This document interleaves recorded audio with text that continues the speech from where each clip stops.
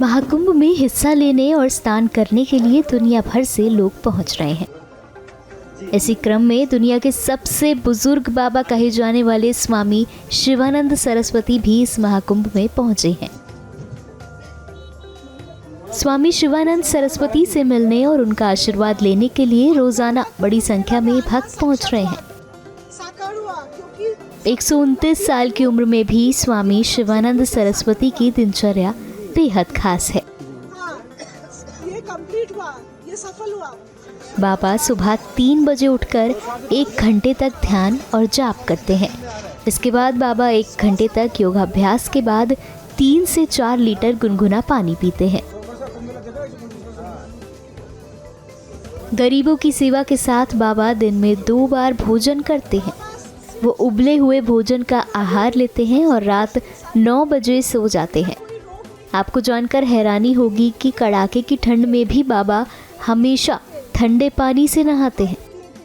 बाबा सुबह 3 बजे 2:30-3 बजे उठ जाते हैं। मुंह हाथ धो के वो बाबा 1 घंटा पैचारी करते हैं, जप करते हैं और बाबा का निरंतर जप चलता रहता है। और बाबा 1 घंटा उसके बाद योग व्यायाम करते हैं और सुबह बाबा 3 से 4 लीटर जो उष्णी गर्म थोड़ा ल्यूक वार्म वाटर पीते हैं। उसके बाद बाबा 1 घंटा गीता पाठ चंडी पाठ करते हैं। फिर बाबा का पूरा दिनचर्या होता है भक्तों से मिलना और दुखी दरिद्र की सेवा करना।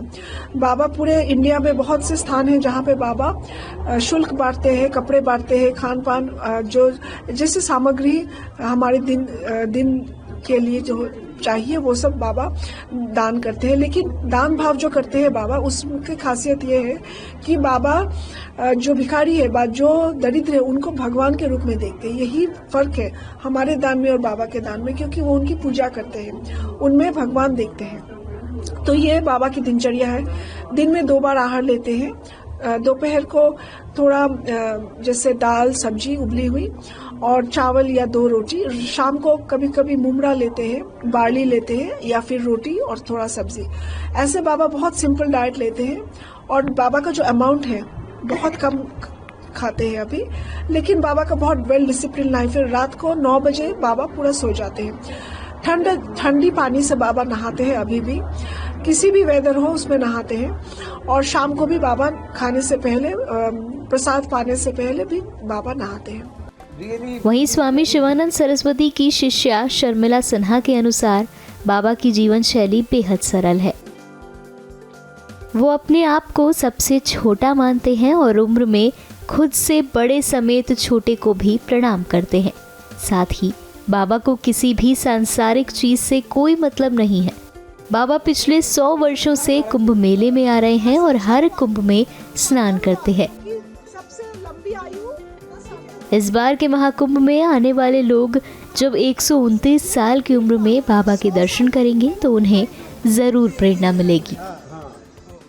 बाबा को मैंने बचपन से देखा कि बाबा की उनका जो रहन सहन, उनका जो खान पान वो बहुत ही साधारण है और उनकी जो दैन्य भाव, वो खुद को सबसे छोटा समझते हैं, खुद को समझते हैं कि।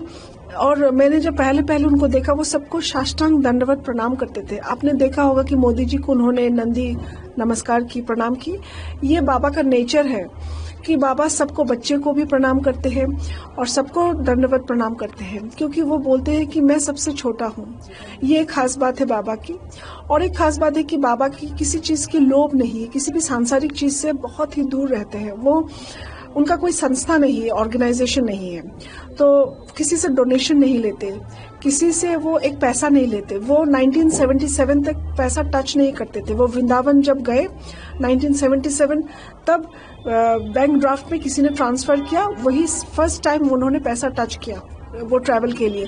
अदरवाइज वो मतलब किसी हाल पे पैसा टच नहीं करते थे पहले। कुंभ मेला में आके मुझे ये लग रहा है कि जब लोग बाबा को देखेंगे 119 साल में, कि इतने दीर्घायु में, इतने स्वस्थ है और इतने खुश है कि कोई कामना रहित जीवन जी रहे हैं, तो लोगों को प्रेरणा मिलेगी कि इस कलयुग में हम कैसे अपना जीवन निर्वाह करें। 100 साल से आ रही है। 100 साल से कुंभ में आ रहा है। 100 साल का कुंभ मेला देखा ही नहीं। हाँ। For exclusive and insightful videos, subscribe to our new channel ABP Live Premium.